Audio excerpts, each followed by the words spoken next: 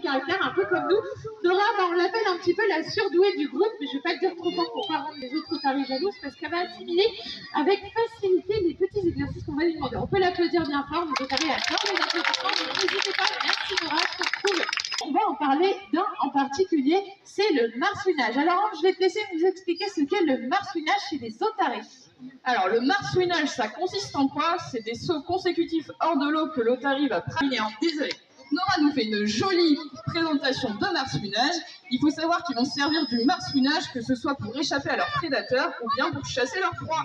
Alors effectivement, tu nous parles de prédateurs, puisque dans la nature, les otaries sont des prédatrices, par exemple pour les poissons, mais elles sont aussi des proies pour d'autres animaux tels que les orques ou alors les requins. Et le fait de faire du marsouinage, eh bien, ça va un petit peu déstabiliser les prédateurs dans leur trajectoire de poursuite. Donc là, vous le voyez, hein, en récompense, eh bien, Nora a le droit à des petits poissons. Et d'ailleurs, messieurs, dames, on va parler un petit peu eh bien, de l'alimentation, mais on s'en reviendra un peu après. Là, vous le voyez, Aurélien récompense Nora avec du poisson.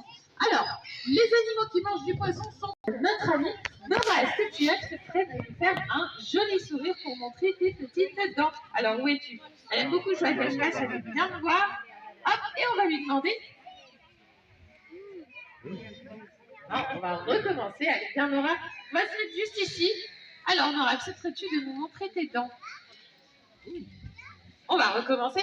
Elle aime bien les bulles, Nora. Alors, est-ce qu'elle est un peu timide aujourd'hui pour nous montrer ses dents? Ouais, on peut l'applaudir bien fort, merci Nora.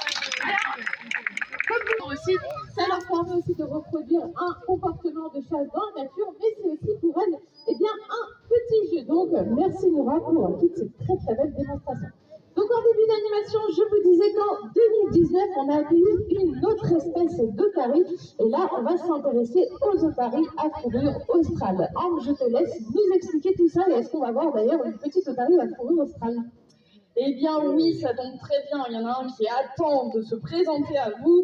Cette fois-ci, c'est un mâle. Il a 15 ans, c'est le doyen. Donc, dans le public, levez la main pour ceux qui ont des animaux de compagnie à la maison. Chien, chat, cheval.